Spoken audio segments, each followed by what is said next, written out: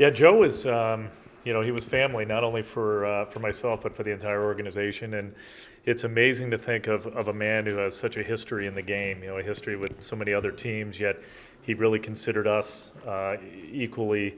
Or as equal to family as he did even the Cardinals, which was his original home for so many years, and it's a big loss for us today, and we lost a big part of our personality and character, but we've got fond memories that we're always going to cherish from one of the most loved men in the history of our game. Can you talk about the wide range of years that? I hope you can get through it. He's unbelievable.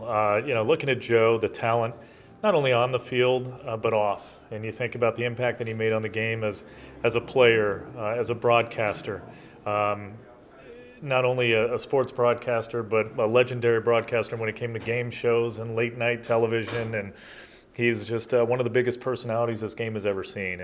And we knew that he was struggling health-wise for the last couple of weeks, and we feared that this day would come one day. We didn't think it would come this quick, but he had a wonderful life, and he brightened us up each and every time he was around us. And I will miss him.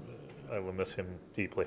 You guys had a moment before the game, and the fans were all into it. Just tell us what that meant to do that for him. Well, naturally, we were going to have a moment of silence for him, and there's a lot more that we'll do for him. And we're looking now at honoring him with patches and other elements, and more to come. But that moment of silence was special, and I think it caught a lot of our fans by surprise. But that's the least that we could do. He's meant a lot to this organization. He's a big part of our history already, and I thought it was special for that moment to be shared with our fans here.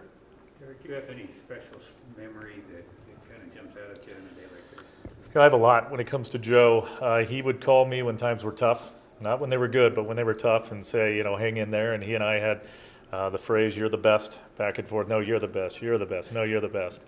And I think back to a couple of moments. One in particular, when both he and Roland Heeman were the Buck O'Neill Award winners, and of course Joe couldn't go back to Cooperstown, but to get those two together to share stories and hold their statues together for a photo back at the office was unbelievable.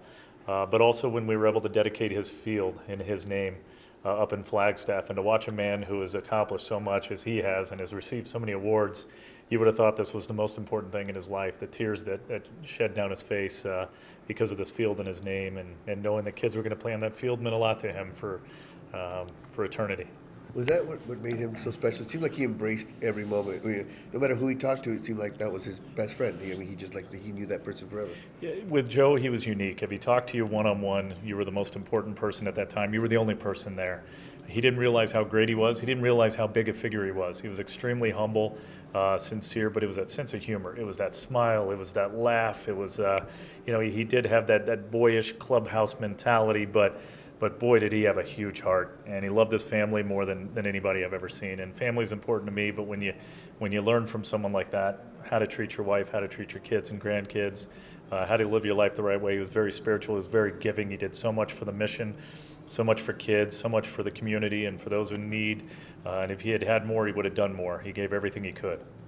And his love for baseball. Can you talk about that? Yeah, we lost an iconic figure. Joe Garagiola is synonymous with baseball, and he loved the game. He wanted to be around the game every minute. When he could, he was up in his seat, for each and every game, right behind home plate, up on the 200 level.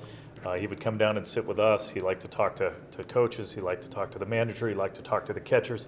He liked to preach how important it was to not use smokeless tobacco. And you can imagine a guy going into a clubhouse, and players would feel guilty. They'd go, uh-oh, here it comes. And he would go up and he'd take the can, he'd throw it in the trash can and go, stop doing this, stop doing. And it's because he cared about people, and he cared about the perception of the game. And that's passion. That's love for the game. That's love for others, and that's who he is.